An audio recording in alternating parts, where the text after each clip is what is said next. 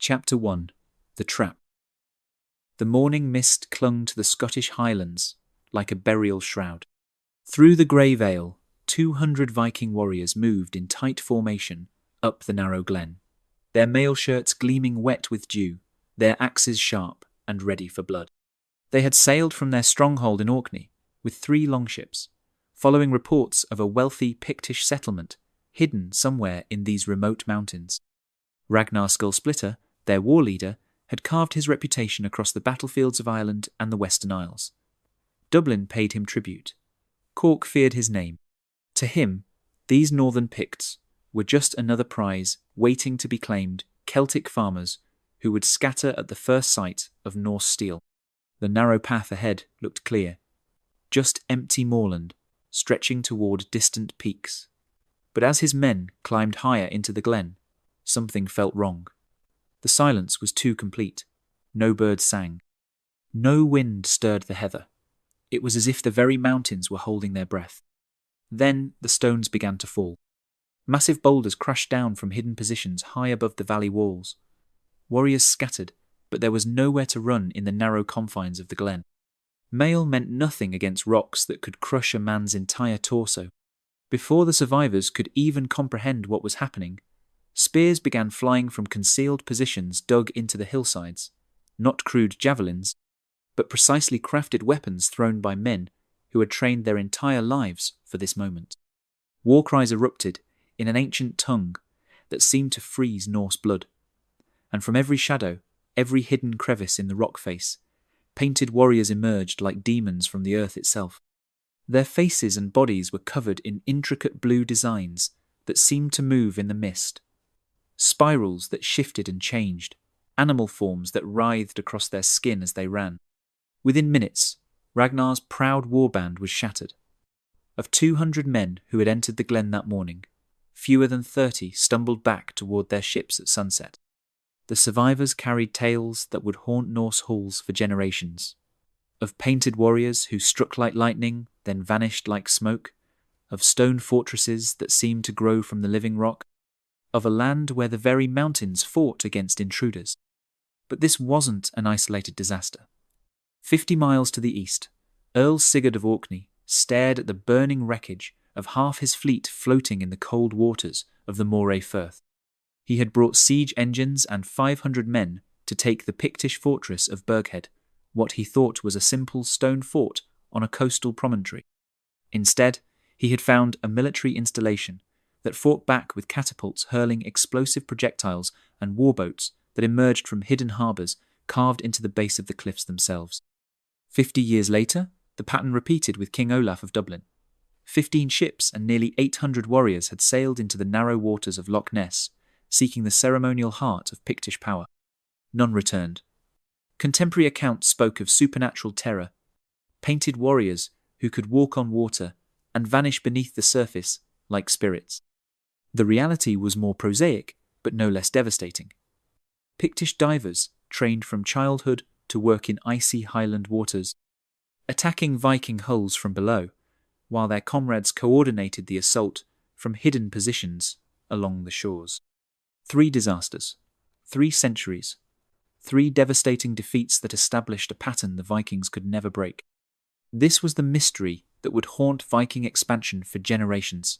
How could the most feared warriors in medieval Europe, men who had terrorized coastlines from Ireland to Constantinople, be consistently defeated by what appeared to be primitive Celtic farmers living in one of Europe's most remote wildernesses? The answer lay buried in the frozen landscapes of the Scottish Highlands, in a story of military innovation, cultural resistance, and strategic brilliance that has been largely forgotten by popular history. The Picts weren't helpless victims waiting to be conquered. They were the descendants of warriors who had already accomplished something remarkable.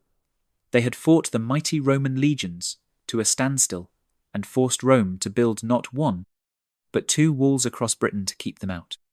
But to understand how farmers and fishermen could destroy the most feared warriors in Europe, we need to understand what the Vikings were really facing when they sailed north toward the mist-shrouded peaks of the Scottish Highlands.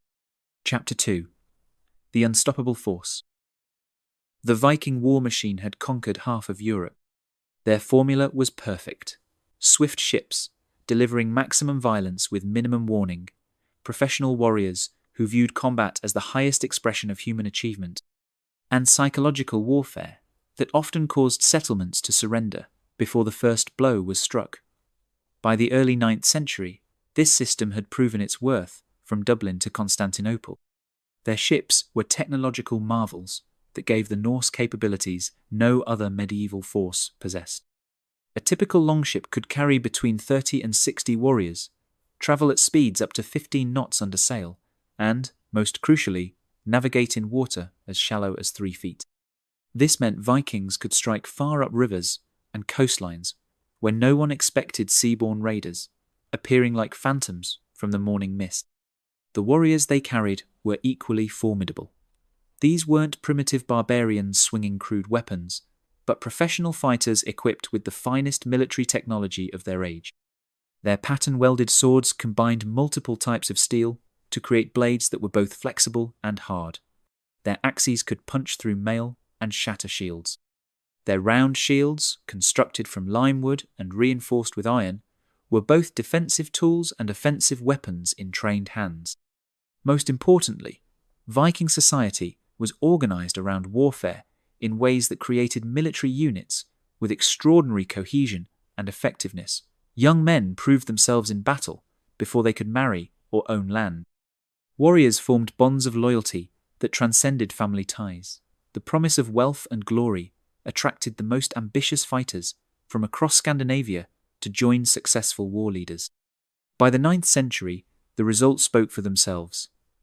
In Ireland, Viking forces had established permanent bases at Dublin, Cork, and Waterford, transforming coastal settlements into thriving trade centres, while using them as launching points for raids deep into the interior.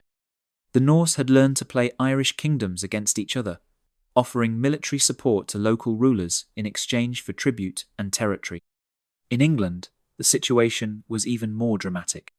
The Great Heathen Army had systematically conquered 3 of the 4 major Anglo-Saxon kingdoms, installing puppet rulers and extracting enormous payments of Danegeld. Only Wessex had maintained its independence, and even then, through desperate innovation and political compromise, that left Vikings controlling nearly half of England. On the continent, Viking raids had penetrated as far as Paris and Seville. Frankish emperors paid massive tributes to prevent Norse attacks. Byzantine emperors hired Viking warriors as elite guards, precisely because they were more feared than any domestic forces. The pattern was consistent. Initial raids would identify wealthy targets and test local defences. If resistance was weak, temporary bases would be established. Eventually, permanent settlements would follow, with Norse jarls replacing local rulers or forcing them into tributary relationships. It was this proven system that the Vikings brought to Scotland. Their base in the Orkney Islands provided an ideal staging ground, secure harbours, fertile land for permanent settlements, and strategic positioning that controlled sea routes between Scandinavia and the Irish Sea. From Orkney, reconnaissance expeditions had mapped the Scottish coastline and gathered intelligence about Pictish settlements. Norse merchants, often serving double duty as spies, had established trading relationships that revealed details about Pictish political organisation and military capabilities. The intelligence reports were encouraging. The Picts appeared politically fragmented, divided among competing kingdoms that should have been easy to play against each other. Their settlements seemed concentrated in coastal areas, vulnerable to seaborne assault. Most encouragingly, they lacked the military sophistication of Franks or Byzantines, no professional armies, no siege engines, no systematic defensive strategy. Archaeological evidence reveals the scope of Viking preparations. Weapon caches discovered in Orkney contain standardized equipment designed specifically for Scottish operations: shorter swords, optimized for forest fighting, specialized climbing gear for scaling highland cliffs, and cold weather equipment for extended winter campaigns. The Vikings had every reason for confidence. Their reconnaissance had identified what appeared to be a fragmented collection of Celtic tribes, protected only by primitive stone towers scattered across difficult terrain. Their proven tactics had overcome far more formidable obstacles. Most importantly, their fearsome reputation should have paralyzed any organized resistance before it could form. What they failed to understand was that their intelligence was fundamentally flawed. The primitive stone towers were actually sophisticated defensive installations integrated into a landscape-scale military network that had been developing for centuries. The fragmented tribes were kingdoms with complex political alliances and military cooperation agreements. Most crucially, the Picts weren't unprepared farmers caught off guard by seaborne raiders. They were the descendants of warriors who had been expecting this confrontation for generations. When the first Viking longships appeared on the horizon off the Scottish coast in 795 AD, they weren't arriving as a surprise. Pictish watchers had been tracking Norse expansion across the North Atlantic for decades. Signal fires had carried word of the sack of Iona to defensive commanders throughout the Highlands within hours. The painted warriors were ready. The Vikings had perfected a formula for conquest that seemed unstoppable. Unfortunately for them, they were sailing toward an enemy unlike any they had ever faced. Warriors who had studied their methods, understood their weaknesses, and spent generations preparing to turn the Vikings' own strengths against them. The collision between these two military systems would prove that even the most successful war machine has vulnerabilities that can be exploited by defenders who truly understand their homeland and are willing to pay any price to protect it. Chapter 3. The Immovable Object. The people waiting in the Scottish Highlands weren't helpless farmers. They were the descendants of the only warriors who had ever made Rome build walls to keep them out. For 4 centuries, the Picts had faced the most professional military force the ancient world had ever produced. Roman legions that had conquered Gaul, crushed Germanic tribes, and subdued Britain itself had met their match in the mist-shrouded mountains of Scotland.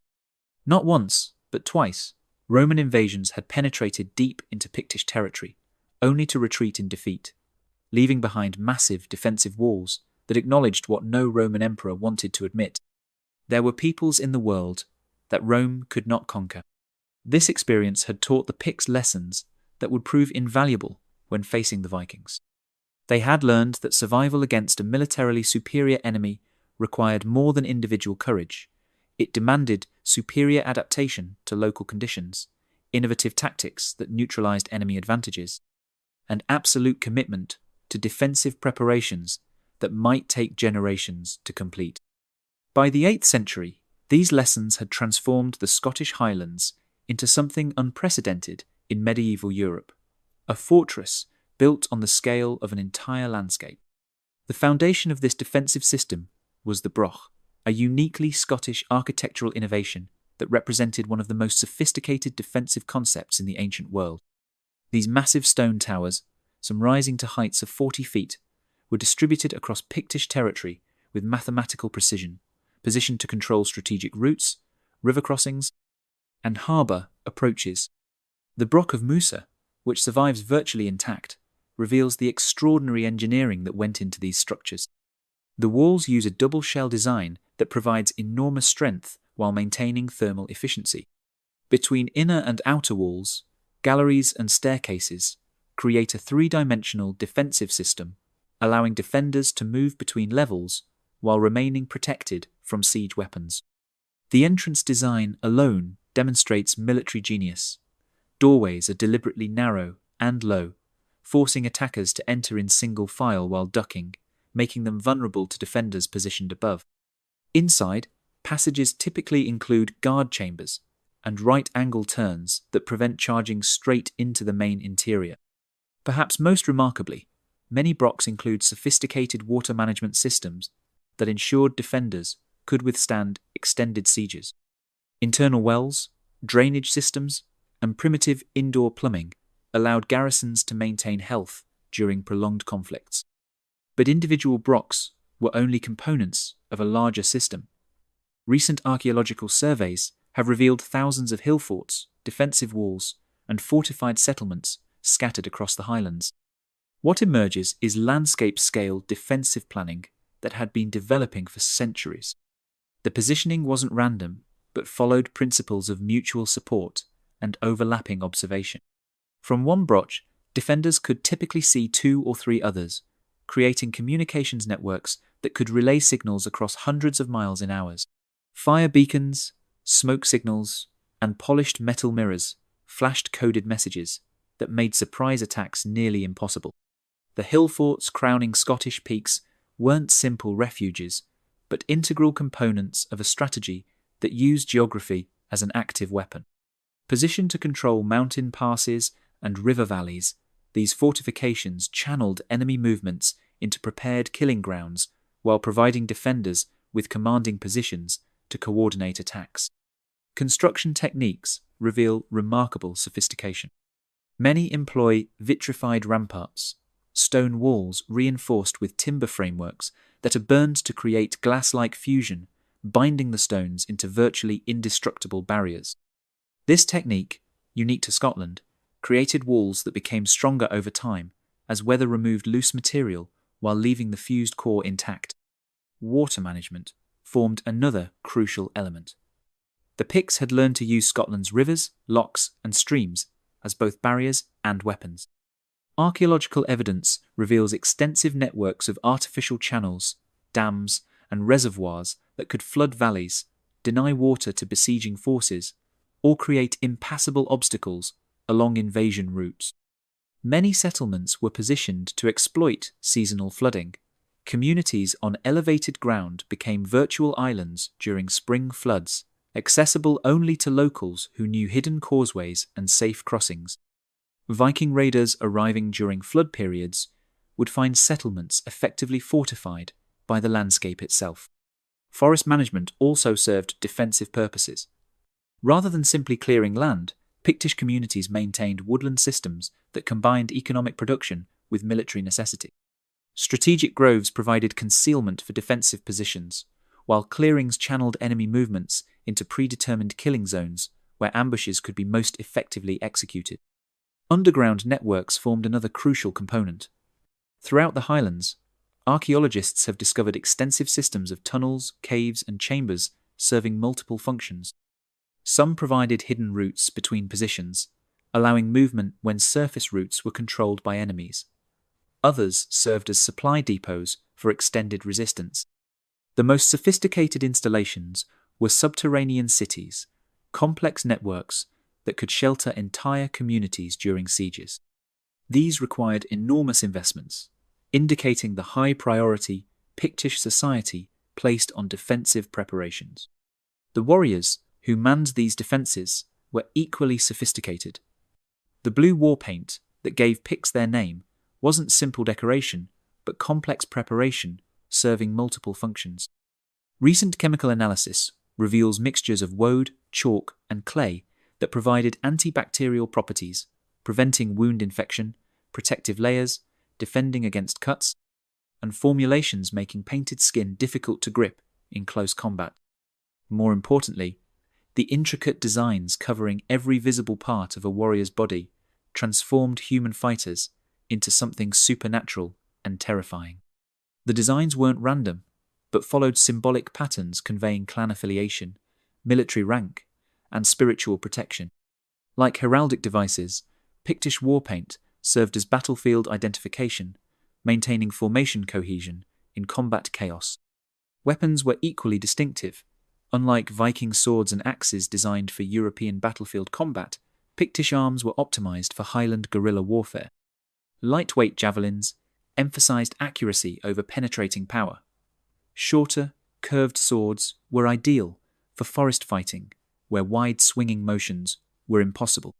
Composite bows combined horn, wood, and sinew to create weapons penetrating mail at ranges traditional bows couldn't match. Archaeological sites reveal specialized weapons with no Viking equivalent. Weighted throwing clubs for stunning enemies, curved fighting knives with unique guard designs, and evidence of combat techniques unknown elsewhere in Europe. The training required to master these weapons indicates professional warrior classes supported specifically for military expertise. Unlike Vikings who combined farming with military service, elite Pictish fighters appear to have been full-time specialists developing extraordinary reconnaissance, infiltration, and sabotage capabilities. Perhaps most crucially, Pictish military culture incorporated spiritual dimensions that created unit cohesion and psychological advantages their enemies couldn't understand or counter. Pre-battle ceremonies involving music, dancing, and consciousness-altering substances created shared psychological states necessary for effective guerrilla warfare. Contemporary accounts describe warriors who could move across snow without leaving tracks, climb seemingly impossible cliff faces, and traverse bogs that would swallow pursuers. While some descriptions are exaggerated, the consistency suggests specialized training in terrain movement unknown to enemies. When Viking war leaders looked north towards Scotland, they saw what appeared to be primitive Celtic tribes scattered across difficult but conquerable terrain. What they failed to recognize was that this landscape had been transformed over centuries into a weapon as sophisticated and deadly as any human construction, a fortress designed specifically to kill anyone foolish enough to invade it. For generations, these painted warriors had been preparing for war.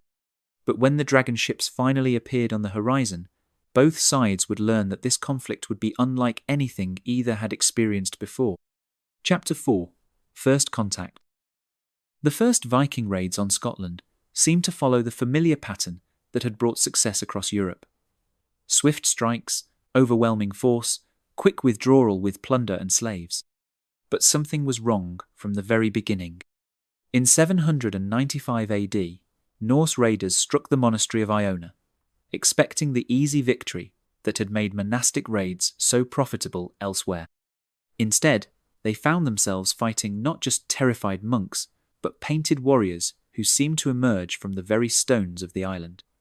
The Vikings took the monastery, but at a cost that shocked the survivors. Of 60 men who landed that morning, 18 never returned to their ships. More disturbing were the signs left behind after the Picts withdrew. Strange symbols carved into the monastery walls overnight, carefully arranged stones forming patterns that hurt the eyes to look upon. The severed heads of 3 Viking scouts arranged in a triangle around a fire that burned without fuel. "They want us to know they were here," reported Thorvald Ironskull to his jarls back in Orkney. "But more than that, they want us to know they're watching." He was right. Archaeological evidence reveals that Pictish observers had been tracking Viking movements across the North Atlantic for decades before the first raid on Scottish territory. Signal stations on remote headlands, disguised as simple shepherds' huts, maintained constant watch on sea approaches. The sack of Iona had been reported to Highland commanders within hours, carried by a communication system that stretched from the Outer Hebrides to the heart of Pictish Scotland. The next phase of contact came through trade. Viking merchants, many serving double duty as military intelligence gatherers, established regular routes to Pictish markets along the coast. These encounters seemed peaceful enough, furs and amber exchanged for silver and iron goods. But beneath the surface, both sides were studying each other with the intensity of predators. The Picts quickly identified Viking weaknesses that could be exploited. Norse warriors, formidable in open combat, were vulnerable when separated from their ships. Their heavy armour and weapons, advantageous in set battles, became liabilities in difficult terrain. Most importantly, their tactical doctrine depended on maintaining unit cohesion, break their formations, and individual Vikings became manageable opponents. The Vikings, meanwhile, were learning disturbing truths about their intended victims. These weren't the disorganized Celtic farmers they had expected. Pictish traders spoke with authority about territories controlled by specific kings, defensive preparations that spanned vast areas, and military capabilities that seemed increasingly sophisticated with each encounter. "They know our ships before we beach them," wrote an anonymous Norse merchant around 810 AD. "They know our numbers, our weapons, even the names of our leaders. When we ask about their lands, they smile and speak of stone towers that scrape the sky and painted warriors who can disappear into morning mist. Some of our men are beginning to whisper that these people practiced dark magic." The whispers had foundation in reality. Pictish intelligence networks were remarkably sophisticated, based on a combination of professional scouts, local clan loyalties, and what can only be described as early psychological operations. They deliberately cultivated an aura of supernatural capability, leaving evidence of their surveillance activities where Vikings would discover it, footprints in impossible locations, watching eyes carved into trees along Viking routes, and reports of painted figures observed at night who vanished when approached. These psychological tactics were having their intended effect. Viking warbands that had terrorized Ireland and England began reporting strange experiences in Scottish waters. Warriors would wake to find their weapons rearranged during the night. Sentries would swear they heard war drums echoing from empty hills. Ships approaching Scottish coasts would discover that their intended landing sites had been mysteriously blocked by fallen trees or shifted stones. The first major military encounter came in 820 AD, when Jarl Eric the Red led 150 warriors in an attempt to establish a permanent base on the Scottish mainland. His target was a natural harbour near modern-day Inverness, identified through reconnaissance as an ideal location for supporting extended operations into Pictish territory. Eric's force landed without opposition and began constructing defensive works according to standard Viking practice. For 3 days, no Pictish resistance appeared. The Jarls began to believe the stories of Pictish military capabilities had been exaggerated. On the 4th night, the attack came. It began with sounds, war horns echoing from multiple directions, creating acoustic confusion that made it impossible to determine the source. Then came the psychological warfare. Flaming arrows carrying messages in an unknown script, severed animal heads hurled into the camp, war cries in ancient tongues that seemed to freeze Norse blood. The actual assault, when it came, was unlike anything in Viking experience. Rather than frontal attacks, Pictish warriors struck from concealment, targeting sentries and command personnel with devastating accuracy. When Vikings formed defensive lines, their enemies simply melted away, only to reappear elsewhere. Most unnerving was the Picts' apparent ability to move through terrain that should have been impassable. Vikings pursuing raiding parties would find their quarry had vanished across marshland that couldn't support human weight or disappeared up cliff faces that seemed impossible to climb. By dawn, Eric's force was in chaos. 23 men were dead, including 2 of his most experienced captains. Worse, the survivors reported encounters that challenged their understanding of natural law, painted warriors who seemed to appear and disappear at will, weapons that struck from impossible ranges, and coordination that suggested supernatural communication between enemy forces. Eric ordered withdrawal, but discovered that retreat was almost as dangerous as staying. Pictish forces harassed his withdrawal continuously, picking off stragglers and wounded men with systematic efficiency.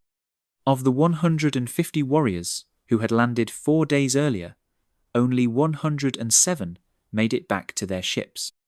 The pattern established at Inverness would be repeated dozens of times over the following decades. Viking expeditions would land successfully, establish temporary bases, then find themselves under constant pressure from enemies who refused to fight on Viking terms. The Norse advantage in equipment and individual combat skills meant nothing when they couldn't bring their enemies to battle.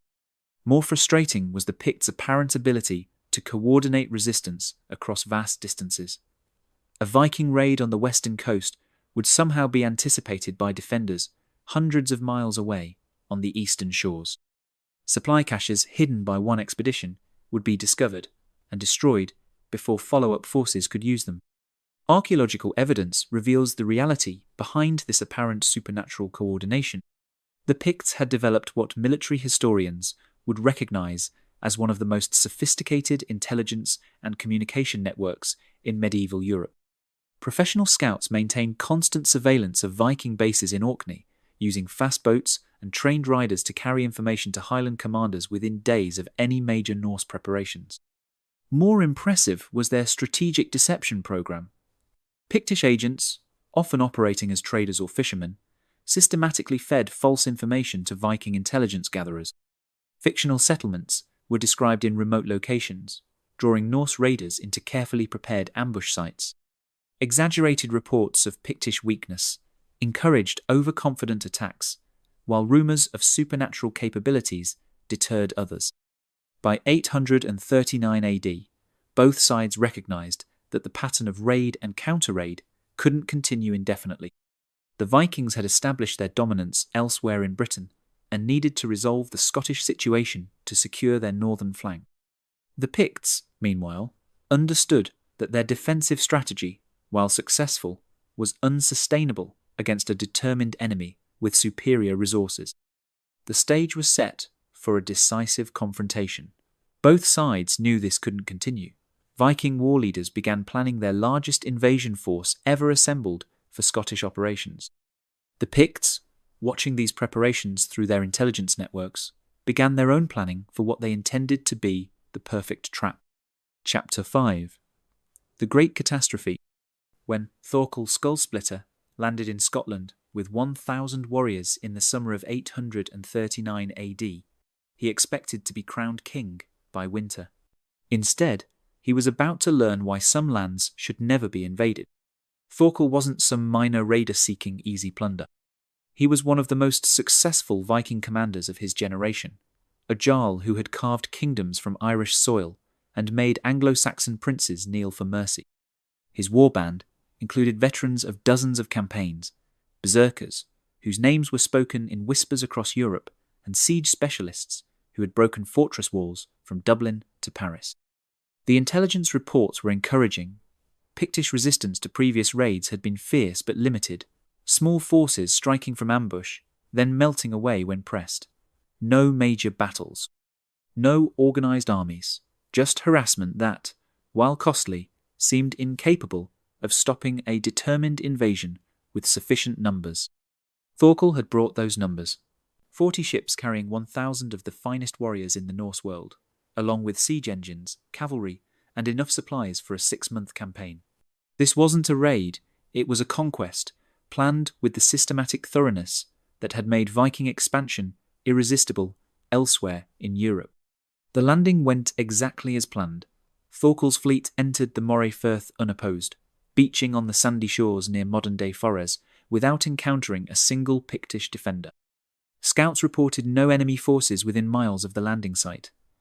The countryside appeared empty, as if the local population had fled at news of the Viking approach. "See how they run from our very shadows," Thorkel announced to his captains as they established their base camp. "These painted savages may terrorize fishermen and monks, but they have no stomach for facing real warriors in honest battle." His confidence seemed justified by everything they encountered during the first week of the invasion. Pictish settlements stood abandoned but intact. Their inhabitants vanished so recently that fires still smouldered in hearths and food remained fresh on tables. It was as if entire communities had simply evaporated into the Highland mist. Archaeological evidence reveals what actually happened. The Picts had executed a strategic withdrawal that was months in the planning and military precision in its execution. Non-combatants had been evacuated to prepared refuges deep in the mountains, while livestock and portable wealth were moved to hidden caches scattered throughout the highlands. What Thorkel saw as evidence of panic was actually the first phase of the most sophisticated defensive strategy in medieval European warfare. The Vikings advanced inland, following the River Spey, their route determined by terrain that seemed to offer the easiest passage toward the heart of Pictish territory.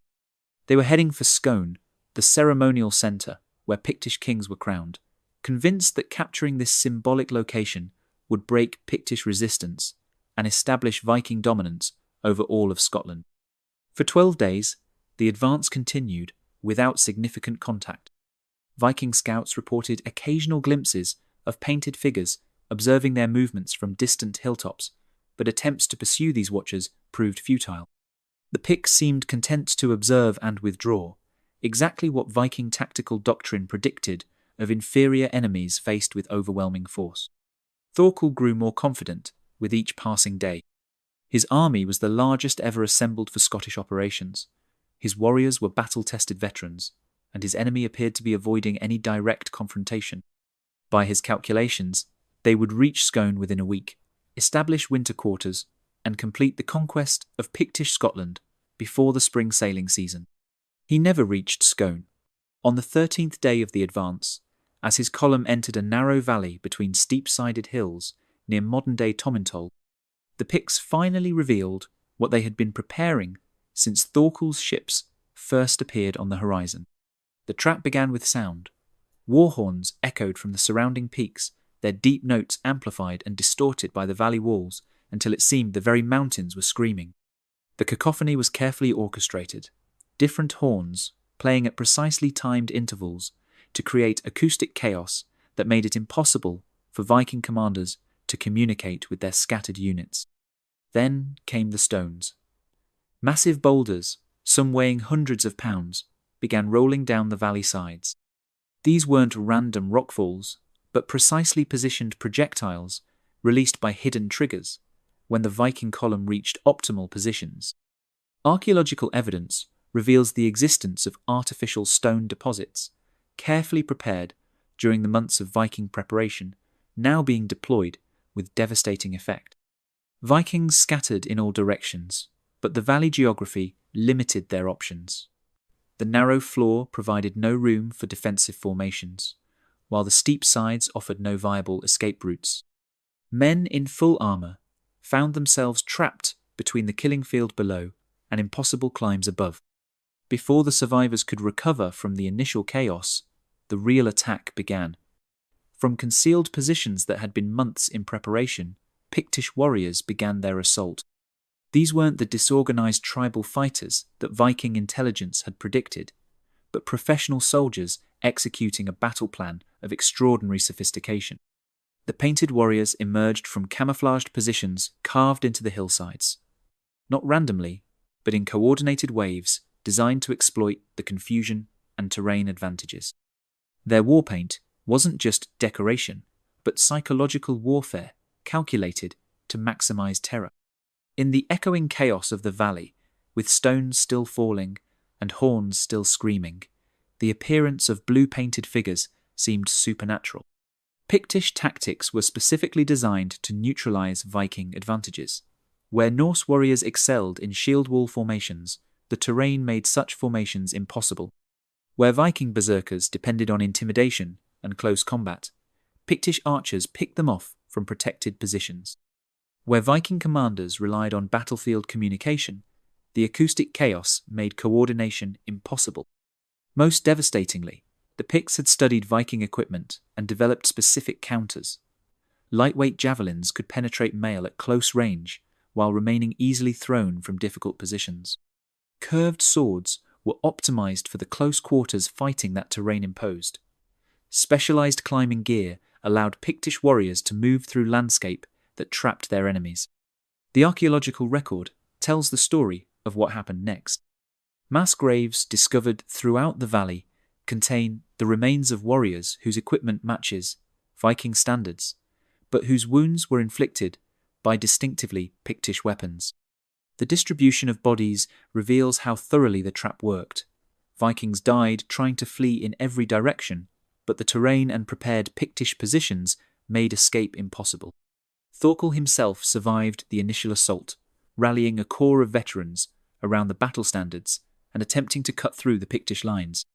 Contemporary accounts describe his final stand with grudging respect, a warrior fighting with desperate courage against impossible odds, his great axe carving a path through painted enemies until sheer numbers overwhelmed him. His body was found 3 days later by the few survivors who managed to escape the valley, positioned at the centre of a ring of Pictish dead. The painted warriors had paid him honour in death, arranging his weapons and armour according to their own customs, while leaving clear signs that this had been the death of a worthy enemy. The disaster was complete. Of the 0 warriors who had landed so confidently on Scottish shores 6 weeks earlier, fewer than 200 made it back to their ships. Most were wounded, all were traumatised, and every survivor carried the same story. Scotland was different. The Picts were different. And the old Viking method simply didn't work in the treacherous landscape of the Scottish Highlands. The psychological impact was as devastating as the military defeat. Thorkel's warband had included some of the most feared warriors in the Norse world. If they could be annihilated by painted barbarians in an obscure highland valley, What did that say about Viking invincibility? What did it mean for Norse expansion into other challenging territories? Word of the disaster spread rapidly through the Viking world, carried by survivors whose accounts grew more disturbing with each telling. The Picts became legendary for all the wrong reasons. Not as conquered enemies, but as the people who had shattered one of the greatest war bands ever assembled. Archaeological evidence reveals the long-term impact of Thorkel's defeat. Viking settlements that had been planned for Scottish shores were redirected to safer targets. Trading relationships with Pictish communities shifted from aggressive exploitation to cautious negotiation. Most tellingly, the number of runestones commemorating fallen warriors begins to include references to Scotland as a place of supernatural danger. Thorkel's disaster should have ended Viking ambitions in Scotland. Instead, it only made them more desperate. Some Jarls saw the defeat as a challenge to be overcome through greater force and better planning. Others viewed it as evidence that the Picts possessed supernatural powers that could only be countered through superior magic. The result was a escalation that would lead to even more desperate and destructive attempts at Viking conquest. The fortress wars were about to begin. Chapter 6.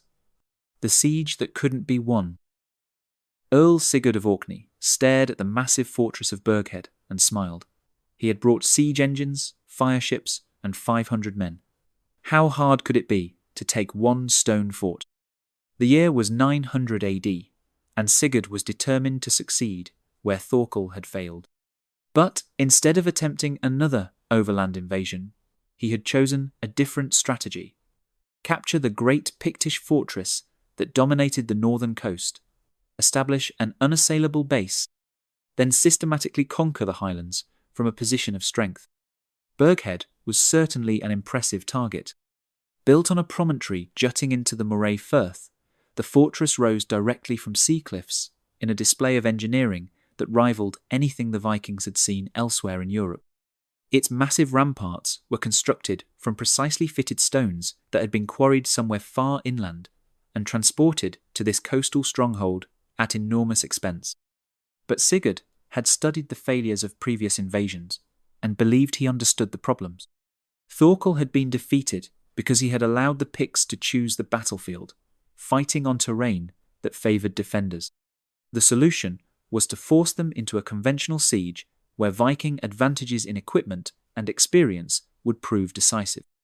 The siege began according to classical principles. Sigurd's ships blockaded the fortress from the sea, while his land forces invested the landward approaches.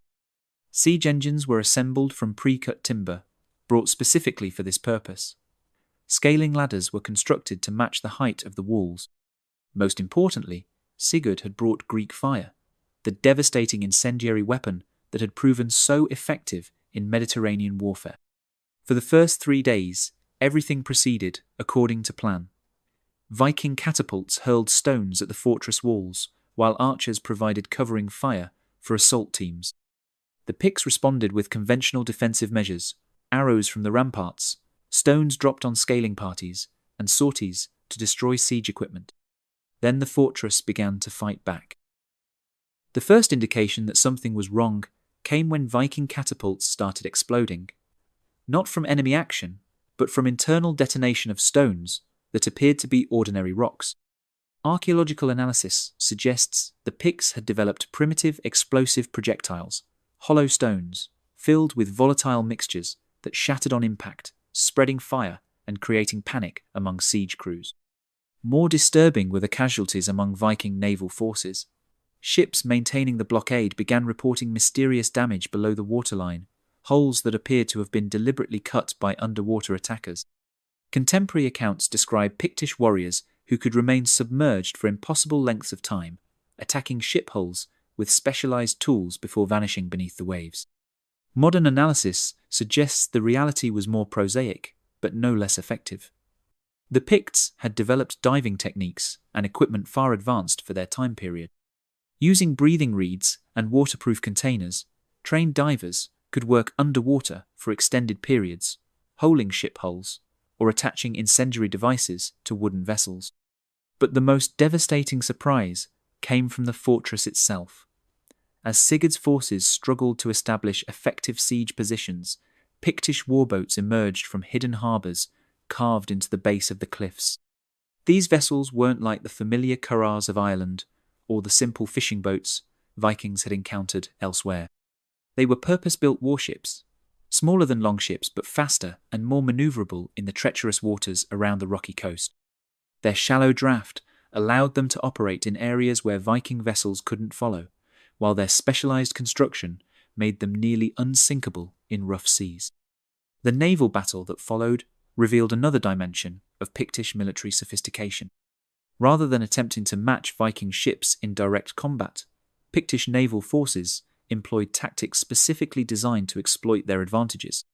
They struck at dawn and dusk when visibility was poor, using their knowledge of local waters to attack from unexpected directions before withdrawing to positions where pursuit was impossible. Most effective were their fireships, vessels loaded with combustible materials and deliberately rammed into Viking ships during nighttime attacks. Unlike conventional fireship tactics, these attacks were coordinated with simultaneous assaults from multiple directions, creating chaos that prevented effective countermeasures. The siege that was supposed to last weeks began extending into months. Sigurd's forces found themselves under constant pressure from enemies who seemed to anticipate their every move. Attempts to storm the walls were met by precisely coordinated defensive fire. Efforts to starve the fortress into submission failed when supply ships continued reaching the defenders through routes that Vikings couldn't intercept. Archaeological evidence reveals the reality behind apparent Pictish prescience. The fortress was connected to the surrounding countryside through an underground network that provided both communication and supply lines.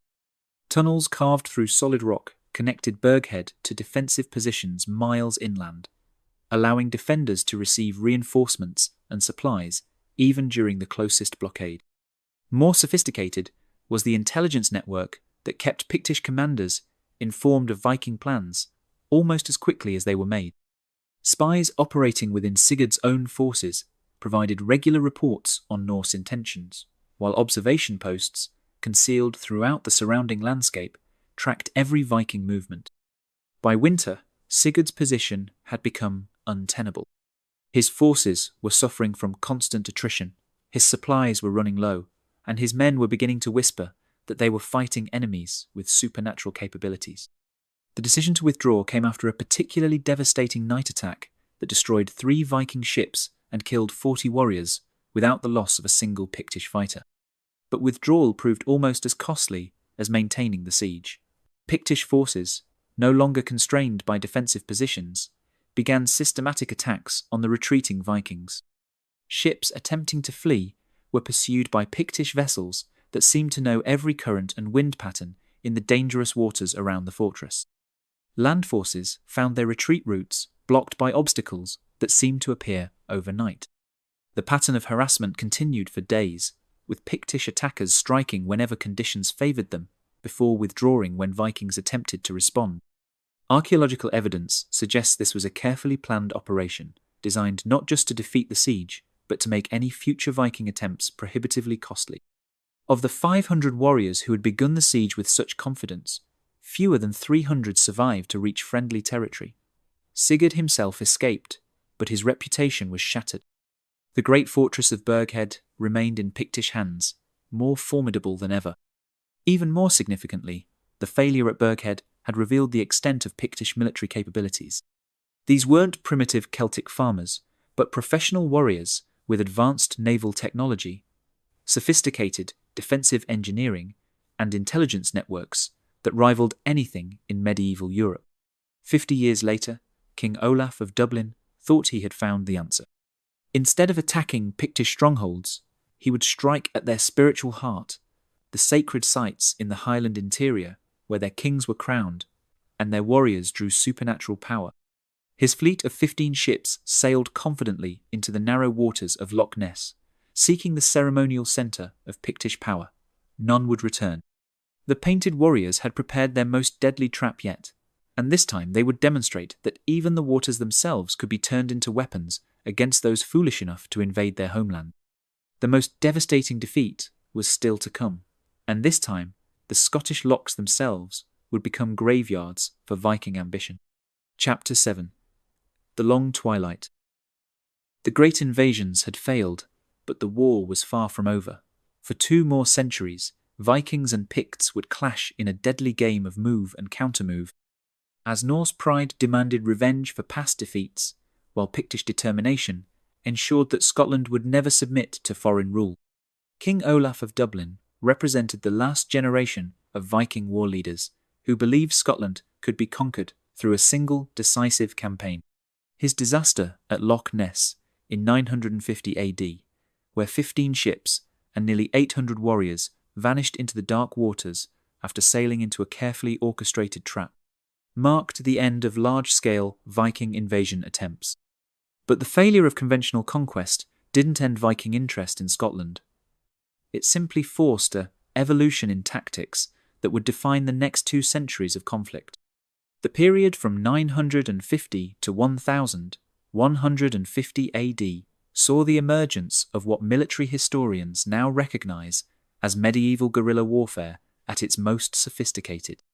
Rather than attempting territorial conquest, Viking forces focused on what modern strategists would call asymmetric pressure, constant low-level attacks designed to weaken Pictish society through economic disruption and psychological warfare. Small raiding parties, typically numbering between 20 and 60 warriors, would strike at isolated settlements before withdrawing to bases in the Western Isles or Orkney. These weren't random attacks, but carefully coordinated operations targeting Pictish trade routes, religious sites, and political centres with systematic precision. The Picts responded with counter-raids that penetrated deep into Viking-controlled territory. Archaeological evidence reveals Pictish attacks on Norse settlements in Ireland, the Hebrides, and even the Faroe Islands, operations that required sophisticated naval planning and intelligence gathering. The painted warriors had learned to use Viking tactics against their creators. Perhaps the most remarkable example occurred in 987 AD, when a Pictish force of unknown size struck the Viking stronghold at Dublin itself. Contemporary Irish chronicles describe blue-painted demons who emerged from the River Liffey at dawn, struck like lightning at the Norse quarter, then vanished into morning mist before pursuit could be organised. The attack lasted less than 2 hours but resulted in the destruction of 12 Viking ships, the deaths of 40 Norse warriors, and the capture of Jarl Cormac Ironbeard, one of the most feared Viking leaders in Ireland. Most significantly, the raiders left behind the same psychological markers that had terrorised Vikings in Scotland: strange symbols carved into walls, carefully arranged stones forming patterns that hurt the eyes to look upon, and evidence of supernatural coordination between attackers who seemed to appear and disappear at will. Archaeological evidence reveals the reality behind these apparent supernatural capabilities.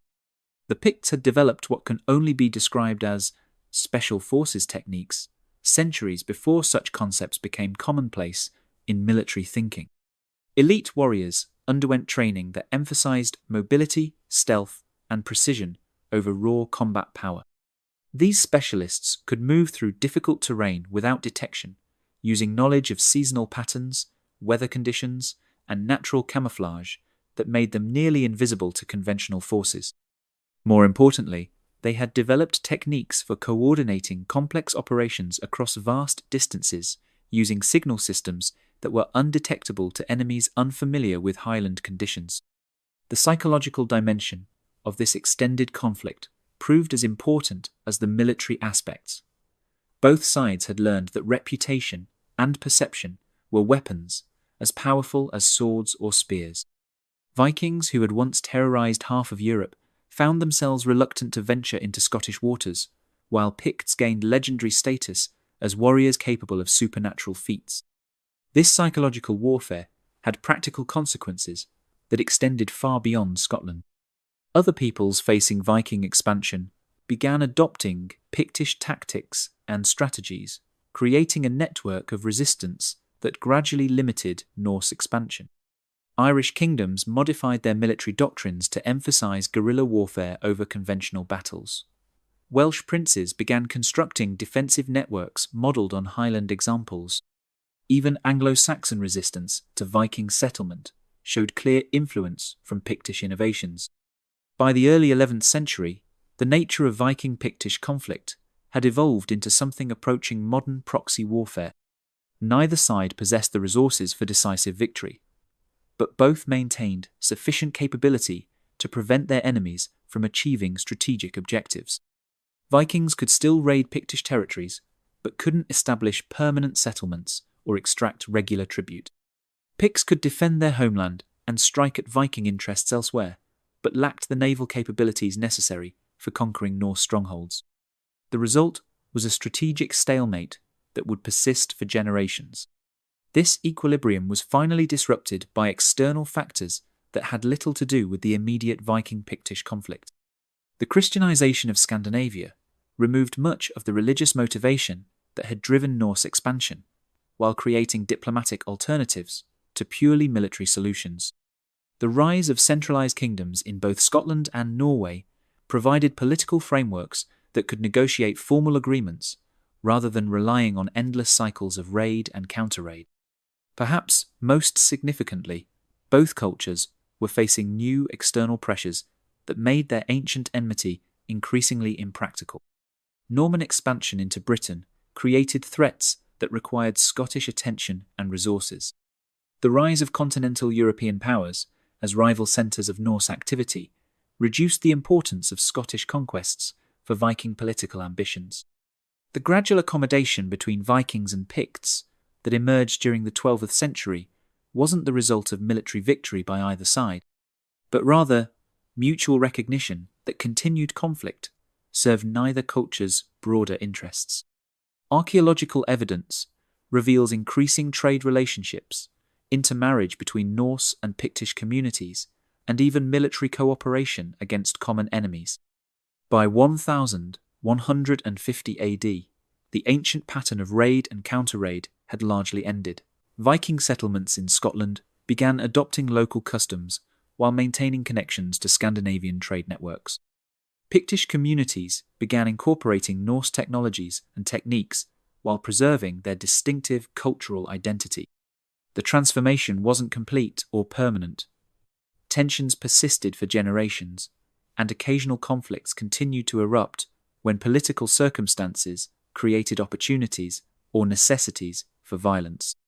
But the existential struggle that had defined Viking-Pictish relations for 3 centuries was effectively over.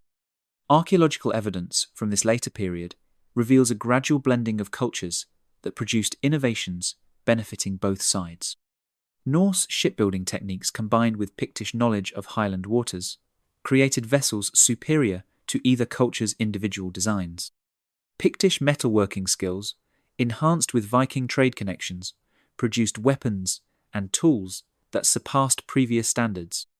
Most significantly, the military innovations developed during centuries of conflict began influencing warfare throughout medieval Europe. Highland guerrilla tactics, Pictish intelligence networks, and the psychological warfare techniques that had terrorized Vikings became standard elements of military thinking across the continent. The painted warriors had won something more valuable than military victory. They had preserved their cultural identity and territorial independence while forcing one of history's most successful expansionist cultures to accept accommodation rather than conquest. But what lessons did their victory teach about the nature of power, resistance, and the price of freedom? And why should this forgotten conflict matter to us today? The painted warriors had won, but at what cost? And what lessons did their victory teach about the nature of power, resistance, and the price of freedom? Chapter 8. The Unbroken Legacy. Today, the Brocks still stand on Highland hills, silent witnesses to one of history's most remarkable military achievements. But why does this forgotten victory matter now? Standing among the ancient stones of Scotland, the weathered brocks that crown Highland peaks, the mysterious symbol stones that still puzzle archaeologists, the ruined fortresses that once sheltered painted warriors, it's difficult to imagine the terror these monuments once inspired in the most feared raiders of medieval Europe. Yet the story of Pictish resistance to Viking conquest offers more than historical curiosity. It provides crucial insights into how determined defenders can successfully resist seemingly overwhelming military superiority through superior adaptation to local conditions, innovative tactics, and unbreakable commitment to their homeland. The archaeological renaissance of the past decades has fundamentally changed our understanding of this conflict. Advanced surveying techniques have revealed the true scope of Pictish defensive networks, not scattered stone towers built by primitive tribes, but integrated military installations designed by engineers who understood geometry, logistics, and strategic planning at levels that rival modern military thinking. LiDAR surveys have uncovered thousands of previously unknown defensive positions, revealing landscape-scale planning that required coordination across multiple generations. Chemical analysis of weapons and tools has shown technological sophistication that matched or exceeded contemporary European standards. Most remarkably, detailed study of signal station positioning has revealed mathematical principles governing their placement that suggest the involvement of specialists with advanced knowledge of communications theory. The painted warriors who terrorized Viking raiders weren't savage barbarians painted with crude pigments, but professional soldiers employing weapons, tactics, and strategies that had been developed specifically to neutralize the advantages that had made Viking conquest successful elsewhere in Europe. This technological and tactical sophistication challenges fundamental assumptions about medieval warfare and cultural development. The Picts achieved military capabilities that some European powers wouldn't match for centuries, developing specialized techniques that wouldn't become standard military practice until the early modern period. Perhaps most significantly, Pictish innovations in asymmetric warfare, psychological operations, and defensive strategy influenced military thinking throughout medieval Europe. Other cultures facing powerful enemies began adopting Highland tactics and techniques, creating networks of resistance that gradually limited the expansion of dominant powers. The Irish adaptation of Pictish guerrilla warfare helped preserve Irish independence during the most intensive period of Viking expansion. Welsh defensive networks modelled on Highland examples provided crucial advantages in resisting both Norse and Norman conquest attempts. Even Anglo-Saxon resistance to Viking settlement showed clear influence from Pictish innovations. Beyond military history, the Pictish example provides insights into cultural survival under extreme pressure. They preserved their distinctive identity, language, and religious practices while adapting to external threats in ways that enhanced rather than compromised their cultural integrity. This achievement required not just military resistance, but sophisticated political and social adaptations that maintained internal cohesion while presenting unified opposition to external enemies. The matrilineal political system that initially seemed like a weakness compared to Viking patriarchal organization actually provided crucial advantages in sustaining resistance. Distributed authority and multiple succession lines created political structures that were remarkably resistant to disruption, while female leadership in spiritual and military affairs provided capabilities that Viking tactical doctrine couldn't effectively counter. These cultural innovations had lasting influence beyond Scotland. The successful example of female military and political leadership challenged medieval European assumptions about gender roles and capabilities. Archaeological evidence suggests that other cultures in contact with the Picts began adopting similar practices, contributing to a gradual expansion of women's roles in medieval society. Modern visitors to Highland archaeological sites can still see evidence of these ancient achievements. The brocks that dot the Scottish landscape remain among the most sophisticated defensive installations in prehistoric Europe. Recent conservation efforts have revealed construction techniques and architectural principles that continue to influence modern building practices in harsh environments. The symbol stones that gave the Picts their distinctive cultural identity continue to yield new insights as archaeological techniques advance. Recent analysis suggests these monuments served multiple functions: territorial markers, genealogical records, religious sites, and possibly even components of the communication networks that coordinated resistance to Viking invasion. Perhaps most moving are the mass graves that mark the sites of ancient battles, burial grounds where Viking and Pictish warriors rest together, their weapons and armor testament to conflicts that shaped the medieval world. These sites remind us that military innovations and strategic brilliance couldn't eliminate the human cost of resistance, even when that resistance ultimately proved successful. The lessons of Pictish resistance remain relevant in our modern world, where asymmetric conflicts and homeland defense continue to present crucial military and political challenges. The Highland example demonstrates that technological and numerical superiority don't guarantee strategic success when confronting defenders who truly understand their terrain and possess unbreakable commitment to protecting it. Military historians studying contemporary conflicts continue to find insights in Pictish tactical innovations.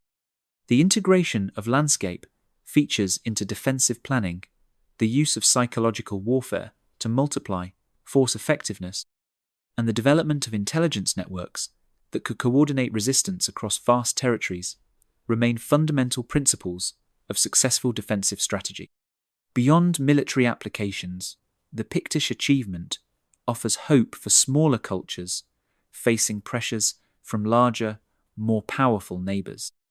Their example proves that cultural survival doesn't require military victory in conventional terms, but rather the ability to make conquest prohibitively expensive while maintaining internal cohesion and distinctive identity. The painted warriors, who once emerged from Highland mists to terrorize Viking raiders, achieved something more valuable than temporary military success. They preserved their homeland, maintained their cultural independence, and created innovations that influenced medieval European development for centuries. Standing today among the ancient stones they left behind, we can honor their achievement while recognizing that their greatest victory wasn't any single battle or campaign, but their demonstration that even the most formidable military systems have vulnerabilities that can be exploited by defenders with superior local knowledge, innovative thinking, and absolute determination.